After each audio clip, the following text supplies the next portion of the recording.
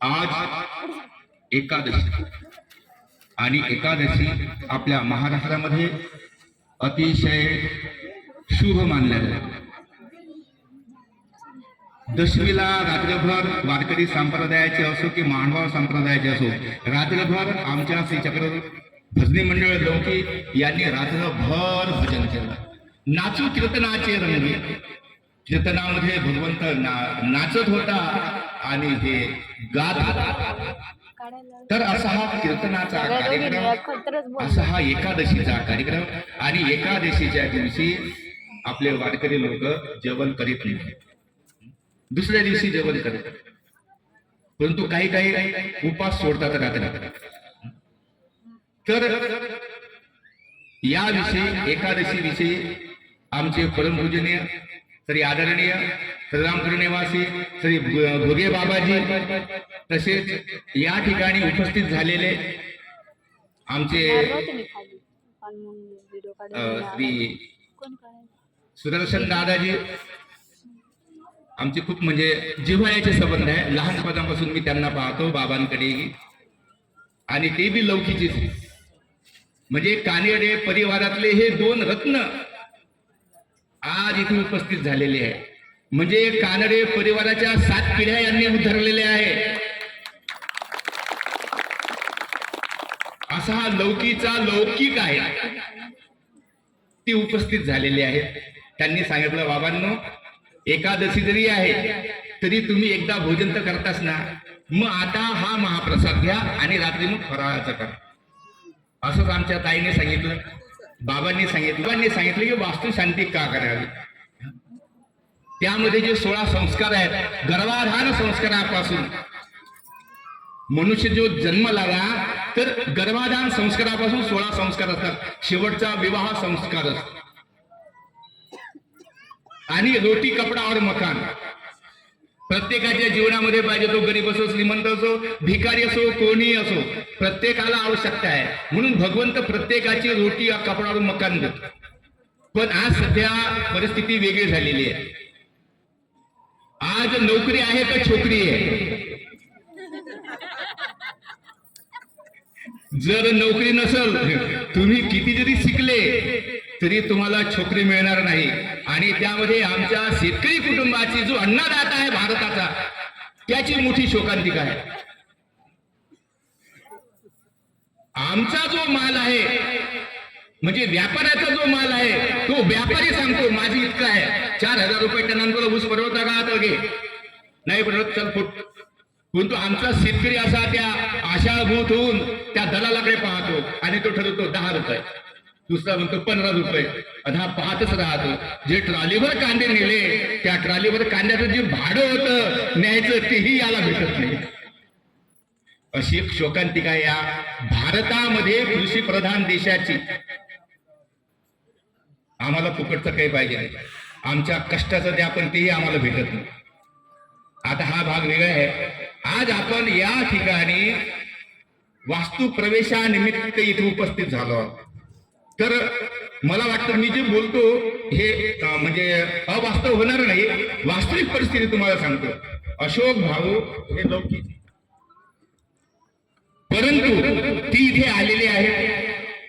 म्हणजे ही जी घटना आहे 2003-04 या दरम्यानची ही घटना आहे. अतिशय हालाखीची परिस्थिती आमच्या रतन भाऊची, आणि रतन भाऊला सोडून अशोक भाऊ इथे आलेले आहेत आणि मालेगावला गेले, जिथं गठाणी तयार होतात सुतार रुवाच्या गठाणी, तिथे गेले. तिथे डब्बा घेऊन गेलेले होते.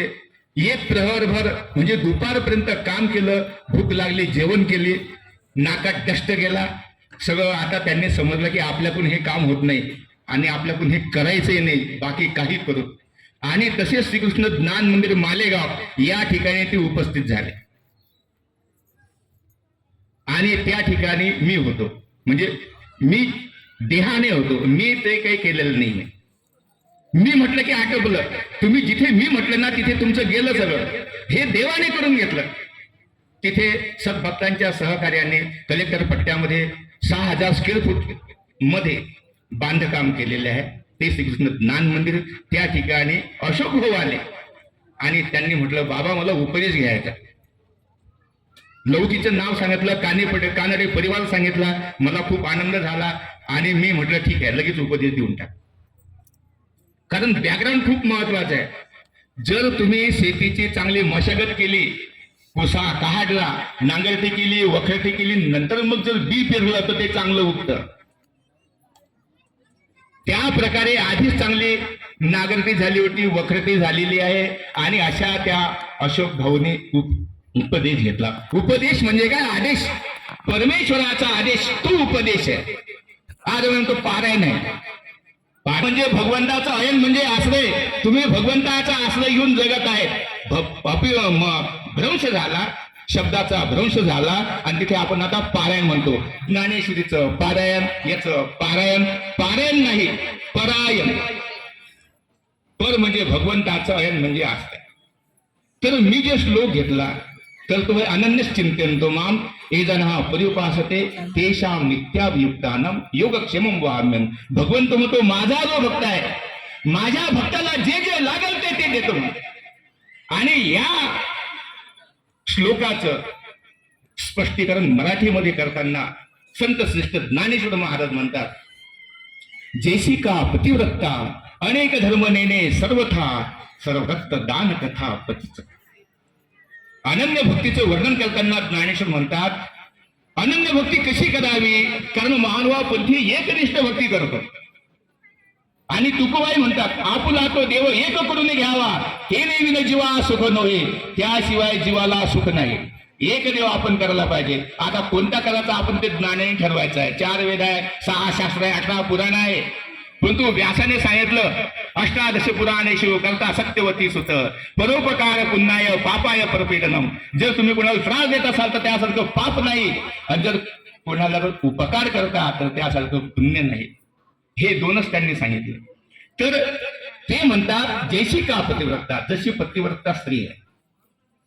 मग पती 7 आणि 5. 7 कोणते आहे? माहेराकडे. 5 कोणते? सासराकडचे. 7 सासराकडचे, 5 माहेराकडचे. असे 7 5चा सासरवास सहन करते ती.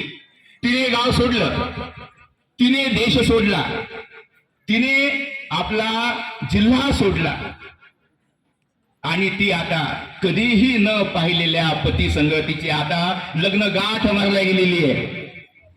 हे लग्न आहे, गाठ मारल्या गेलेली आहे. तिने किती त्याग केलेला आहे. आईचा त्याग केला, वडिलाचा त्याग केला, घराचा त्याग केला, मैत्रिणीचा त्याग केला, आपले जे सगळे होते मामा सर्वांचा त्याग करून ती आता आपल्या पती संग गेलेली आहे. तर अशी भक्ती देवाला आवडते म्हणते. अशी भक्ती आपण करायला पाहिजे. आपण जर भक्ती करत राहू तर ती अशी जर आपण करू तर हे 24 कॅरेट सोनं आहे. तुम्हाला माहिती आहे सोन्याची दुकानं खूप कमी, पितळाचे अल्युमिनियमचे खूप दुकान आहे. तिथे 10-10 मिनिटं नाही, 1-1 तास उभं राहावं लागते. अरे भाऊ देणार, तो म्हणतो थांब 2 मिनिटं. अरे भाऊ देणार आहे, तो म्हणतो 2 मिनिटं थांब. परंतु सोन्याच्या दुकानात गेल्यावर तुम्हाला इतकं त्याची चिंता करण्याची गरज पडत नाही. लगेच तुम्हाला सांगतो हे 24 कॅरेट आहे, हे इतके रुपये, हे तितके रुपये. तर तसंच हे आहे. हे जर तुम्हाला उदाहरण नसेल पटलं तर दुसरं आणखी दिलं. का तो चातक उदयले या मेघाची वास पाहे, भूमीचे उदकते या घेणीचे नाही. किती मोठं ऑब्झर्वेशन आहे ज्ञानेश्वरांचं. जसा तो चातक पक्षी आहे, पावसाचं पाणी तो पितो. तुम्ही म्हणता गंगा पवित्र आहे, तो म्हणतो मला गंगेचं काही घेणं देणं नाही. गोदावरी पवित्र आहे आपण म्हणतो, तो म्हणतो मला काही घेणं देणं नाही. उदयले या मेघाची वास पाहे, आकाशाकडे पाहून तो आर्तरव फोडतो आणि त्यावेळी आकाशातून त्याच्या चोचीमध्ये ते दवबिंदू पडतात, पाणी पडतं, ते पाणी तो स्वीकार करतो. अशी भक्ती देवाला आवडते. उदयले या मेघाची वास पाहे, भूमीचे उदकते या घेणीचे नाही. तडफडून मरण्याची इच्छा आहे त्याची, परंतु कुठलेही पाणी पिणार नाही तो. मग जेव्हा तुम्ही असे एकनिष्ठ व्हाल तेव्हा तुम्ही जे म्हणाल ते होणार आहे. तसाच आमचा अशोक भाऊ तिकडनं आला, उपदेश घेतला आणि चालू केलं त्याने काम चालू केलं. नामे चढे वैभवा. तर त्या नामस्मरणाच्या जोरावर म्हणजे कौतुकच आहे की दे कर डोरी हाथ प्रभू के तू एक निश्चय करले, पाप मिटाए हे सब तेरे, काज सवारे हे सब तेरे, गिरीधर कृष्ण मुरार, भजन विना कोणी न उतरा पार. भजनाशिवाय कोणी पार उतरलं नाही आतापर्यंत. म्हणून सर्वांनी भजनच केलं. आणि आद्य शंकराचार्य म्हणतात भज गोविंदम भज गोविंदम, गोविंदम भज मूढपते मते, प्राप्ते सन्निहिते तू मरणे. आता लगेच मरण आहे म्हणून नामस्मरण करा. नामाचा अभिमान आहे भगवंताला. जो नामस्मरण केलं त्याच्या जीवनाचं हित होईल. तर असा हा आमचा सुदामा मुखी येतो राव, जहाला रंकाचा राव. तसा आमचा हा रंक अशोकराव कानडे, अशोकराव रतन कानडे. एक वेळ जेवण्याची सुद्धा व्यवस्था नसलेला असा हा परमेश्वराचा परम भक्त. जसं बाबांनी सांगितलं 45 वर्षी लीळा खरोखर आहे. याला खोटं मानण्याचं कारणच नाही. आम्ही ते पाहतो वारकरी संप्रदायामध्ये जनी संगे दळणे दळितो. जनी संग दळण दळलं ना भगवंताने, बाजू ठेवून या बन्सी, जनी संग दळणे दळितो. ती गेली पंढरपूरला आणि भगवंती तुझं बांधून आहे. नवरा पाहतो हा बरं आहे, तुला असंच ठेवलं पाहिजे पा. पण तू कोण बांधला गेलेला आहे? हा भाव आहे. आणि भावामुळेच अशोकराव वाढत वाढत वाढत वाढत आज त्यांना 25 वर्ष झालेले आहे. आणि 25 वर्षामध्ये त्यांनी जे बी कमवलेलं आहे ते स्वकष्टाचं कमवलेलं आहे. कुठल्याही प्रकारे बेमानी न करता, कुठल्याही प्रकारे इकडचं तिकडे न करता, याची टोपी त्याच्या डोक्यात घालून त्याची टोपी त्याच्या डोक्यात घालून असं काही न करता निर्भेद शुद्धांतकरणाने त्यांनी जे कार्य केलं आणि त्या कार्याला भगवंताने त्यांना यश दिलं.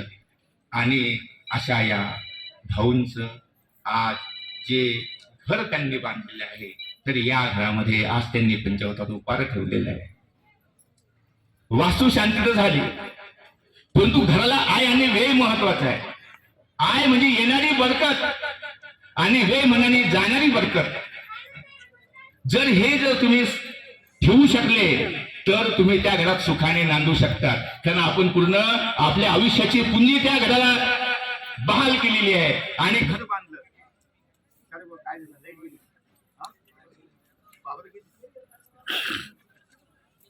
आपली नाही जाणार,